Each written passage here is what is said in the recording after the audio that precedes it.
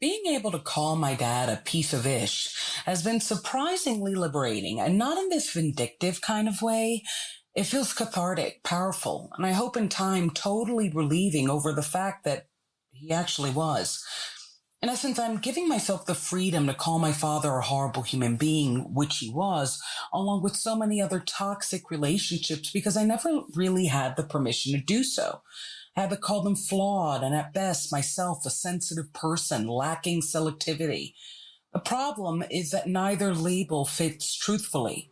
They were bad people that I chose because I was bad to myself, which means I was not that good.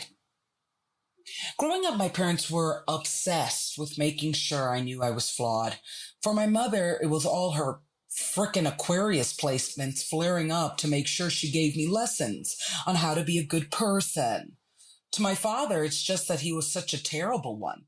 And no one will be louder and more arrogant about what it means to be good than a bad person. For God's sakes, Donald Trump leads with evangelicals. I always wondered if my mother's obsession with making me a virtuous human being was some odd response or acknowledgement to the fact that my father was not. I had to overshare and be so transparent I might as well have been a Ziploc bag to compensate for how he muddied everything that came out of his mouth.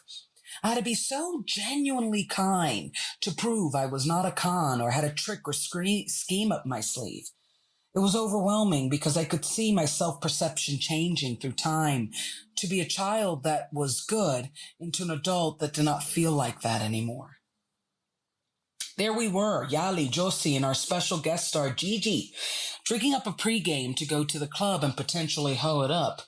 Yet you cannot get a group of Latinas in a room with liquor and the safety of no man and not somehow discuss how men make us feel unsafe. What surprised me was Yali and Josie's reveal. Part of Gigi's oppression was that she came from a good family and an unfortunate run-in with a arpist, you know the word, would change her perception of the world. Meanwhile, Josie had mentioned that our fathers shared mujeriego tendencies and their sheer aloofness and abandonment of us, especially as their chosen scapegoat amongst their many kids. Yet Yali's dad was a bigamist as well, having a whole other family in his native Honduras.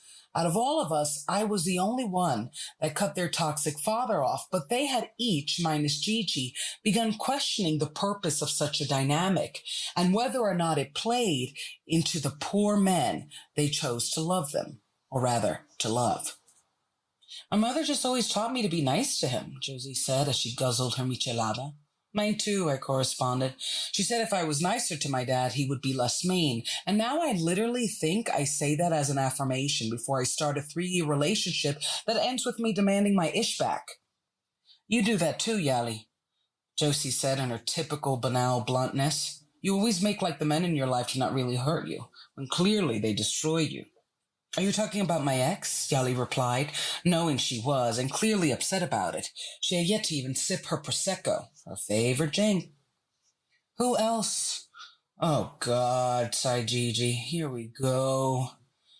He helped me through a crisis with my family and took care of me when I was sick, she responded quickly.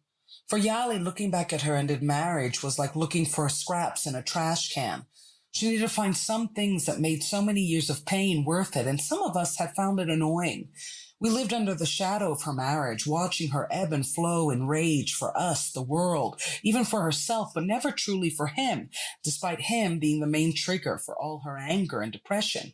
She would turn to us, even feeling suicidal. We thought the breakup would trigger more celebration and genuine self-awareness and vulnerability from her. Instead, she was still hiding. Acting. I think it's hard to call out our villain. I think it's hard to call our villains, actually. We were so trained to believe it was bad to call bad people bad. I regret that. I never got to tell my dad he was evil, and even if he denied it, I should have said it loud and clear for me. With so much sugarcoating over all the ish he gave me, I feel like neither of us would ever fully acknowledge what he did. But especially me. I feel we say it, affirmed Gigi. We don't say it loudly or aggressively, but we do say it. I say no. I said no. She said with a sudden, downtrodden tone. Her ARP, you know what that means, had left her consistently wondering if she was the most naive, dumbest person to trust a man. Odd part is that question was defining our lives. Were we stupid or were they evil? So I wrote this episode. I was really shocked. Your friends are, a good friend allows you to speak your truth and do so in a way that you even learn more about it. And I'm very blessed to have some really wonderful people to call my friends. And, I have a problem with oversharing. I talk about it in Daddy Recovery. I've been very forthcoming, and that has endangered me in a lot of relationships because the more you tell, the more people want to know. And I've been lucky to find a few good friends that actually see that as intriguing and something worth protecting, and it opens them up even more. And I think, that night we were pre-gaming, and of course the topic of men comes up. You get a bunch of Latinas getting a little twisted, ready to go get some good men, hopefully, and we end up talking about the bad ones that came before. And it was just really surprising to see them bring up their daddy issues. And at the time, nobody knew I was doing Daddy Recovery or thinking about it. So it was this moment of wow, my good Judies, my good girls, they've got their daddy issues that really affect them. Yali, I love her to death, but she's not the type. I wrote an episode of Daddy Recovery about how every person has at least one best friend that feels like a younger version of their parent. And Yali is exactly like my mom. They are just the smartest people to not want to talk about feelings, to not acknowledge their feelings, except in really eruptive ways. And that's been really hard in the aftermath of her marriage because she really relied on us as this emotional stability that she wasn't getting from her marriage. And, it was an up and down. She would be very forthcoming and tell us all these horrible things. And then she would hide again and act like she didn't and act like we were trying to separate her. And it was a lot.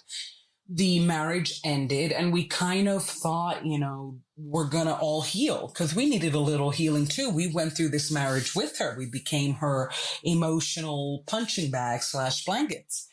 And she's still not the most honest. She has a few breakdowns and we hold her, but she doesn't really want to say it was a bad marriage and that he was a bad guy. And I think that one thing that I have realized with Daddy Recovery is that you're so trained to believe, especially women, in terms of their aunts and their mothers and their other women in their life, that you don't call men evil. You call them flawed. They're not bad guys. They're just lost and they just don't understand. Their privilege confuses them or doesn't make them see how they could do better. That's the whole perk of privilege, right? And I don't think that's necessarily true. I think there are really great men. I'm sure I do know that privilege can blur you. Privilege can, be about the privilege to be a villain, and my dad certainly took it.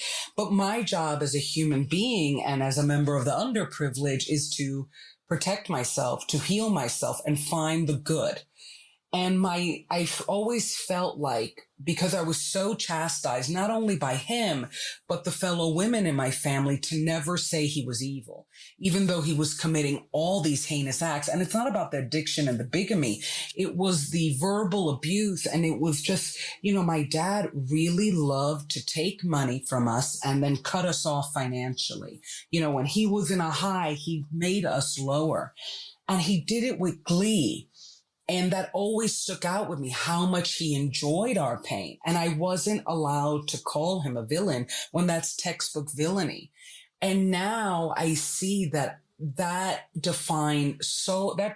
trait, that lesson, that training defines so many of my relationships. And it makes me wonder, if I had just called the villain a villain, I would have left his dark cave, his lair, much sooner.